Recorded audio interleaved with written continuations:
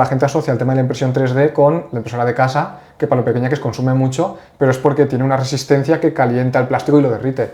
En el caso del hormigón, ¿cómo funciona esa parte? Bueno, una impresora 3D de plástico consume lo mismo que un portátil. En este caso, la impresora consume muy poco. Estamos hablando que nuestra impresora más grande consume igual que un secador de casa, no llega a 3000 vatios. ¿Y de qué superficie abarca la impresora esa grande que tenéis? 200 metros cuadrados. 200 metros cuadrados. Y consume como un secador de pelo. Claro, 3000 cuando está todo a tope. Vale. Pero vamos, que al final un radiador, tú lo puedes poner en modo 1 que es 1500 y en modo 2 que es 3000 Sí, vatios. que es 3000 o 2500 como un radiador de casa. Como en casa, claro, un calefactor, entonces al final las máquinas consumen poco. La máquina al final lo que tiene son como una L, ¿no? Que es para hacer los dos ejes y el que va hacia arriba y hacia abajo. Sí, es un dispositivo 3D, son ejes cartesianos, X y Z, y se desplazan, llevan los motores y se van desplazando adelante, atrás, izquierda, derecha y arriba, abajo. Y luego lleva el extrusor. Claro que ahí el único consumo son los motores que se mueven en cada eje, que es un motor normal, que eso consume poco, Claro. y luego lo que empuje el hormigón por el conducto hasta que Claro. sale, ¿no? La bomba sí que consume más, lo que es la bomba sí que es conexión trifásica, y estamos hablando de 7000 vatios más o menos. Todo se puede conectar a una instalación fotovoltaica si quieres, o sea, al final no son grandes consumos. 7000 vatios, 3000 de la impresora, 10.000 vatios, no es un consumo espectacular de luz, ¿sabes? O sea que al final está dentro de la media. Cuando alguien os pregunta, o cuando habéis con un cliente final que se está pensando en hacerse una casa 3D o lo que sea, ¿cuáles son las preguntas más comunes que os hacen?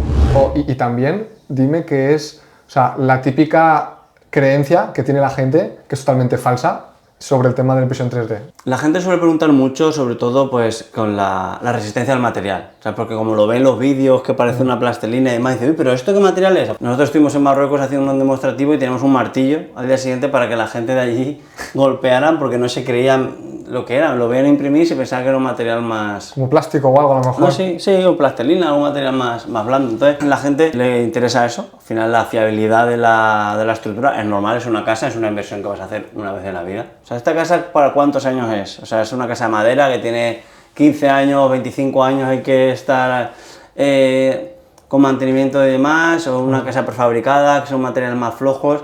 Y nosotros al final la vida media útil de estas casas son de 200 años. Al final es una casa de hormigón que es mucho más resistente que una vivienda convencional que lleva pilares y ladrillos. Aquí es todo como un pilar corrido, entonces la resistencia es muy fuerte.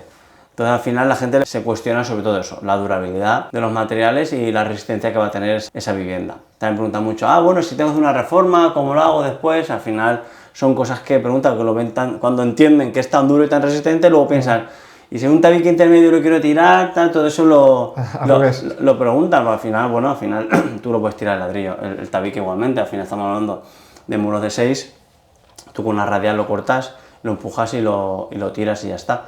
Y también en Marruecos le gusta mucho por el tema de seguridad, de antirrobo, porque claro, tú tienes la puerta que es muy segura, pero si al lado tienes un tabique del 7, Hace un agujero en la puerta. es un agujero y entras y ya está, y esto pues es mucho más difícil de romper, es mucho más resistente esto con un ladrillo, claro. Ahora tú ves que tienen que hacerte un encofrado, tienen que hacer los pilares, esperarte, que se seque, y luego ir ladrillo por ladrillo, que gastarás miles de ladrillos, poniendo uno por uno, entre paredes, prefiero que ahora lo ves como, sí, pues una persona ahí poniendo un ladrillo, un ladrillito, otro ladrillito, y en tiras y miles de ladrillos que cada ladrillo puede, digamos, podría caerse, me refiero a nivel visual. Sin embargo, esto, o sea, yo ahora que lo estoy pensando, cuando mi gente pasen 10, 20 años, o sea, verás muy normal decir, no, es que yo hago todo un muro corrido que no tiene ningún corte y no te estoy poniendo un ladrillo que pongo 3000 ladrillos que además se puede romper o lo que sea. O sea, yo creo que la gente desconfía porque no sabe. Pero ¿tú por qué crees que a lo mejor la gente tiene ese miedo si esto al final es más barato y complementa? La típica barrera de entrada que tiene una tecnología disruptiva es el desconocimiento y el miedo. O sea, porque al final tú tienes una construcción de toda la vida que has has hecho, tu tío hace, pone con bloques, pone con ladrillos y demás, como que lo ves más fiable, entonces algo que no conoces, pues es normal que el desconocimiento de la tecnología te genere esos miedos. Pero al final, todo se va a ver al final los cambios siempre es por necesidad. O sea, si tú quieres hacerte una casa, tienes necesidad de hacerte una casa, y la empresa que te la hace como toda la vida, te da un año para empezar a hacerte la vivienda y aquí hay una nueva tecnología que te la pueda hacer en 3 meses, de precio está más o menos ahí, o es más barata, Pues igual, aunque sea igual, incluso aunque sea un poco más cara, da igual. O sea, al final esto no es solo el precio, que sea más barata. Al final es la rapidez. Y si tú tienes que pagar lo mismo, tienes que pagar un poco más, pero tienes la casa en 3 meses, la vas a querer, porque al final la necesidad que más te da un 5% más caro, o que sea igual.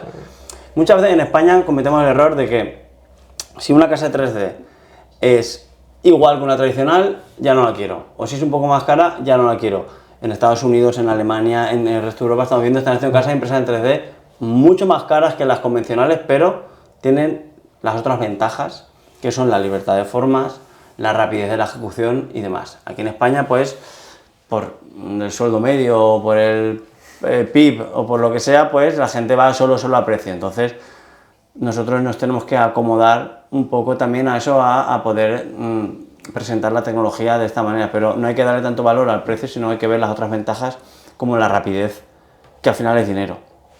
Entonces la gente, pues al final, una casa de toda la vida, con bloques, con pilares y vigas y demás, dice, me fío más, pero al final cuando le explicas, no, es que esto también pues lo haces con pilares y con vigas, el arquitecto te lo explica, convencer al arquitecto, el arquitecto se lo explica al cliente, y si el arquitecto firma y está avisado por el colegio de arquitectos y te dan el permiso de obras en el ayuntamiento, es que es una metodología constructiva totalmente válida.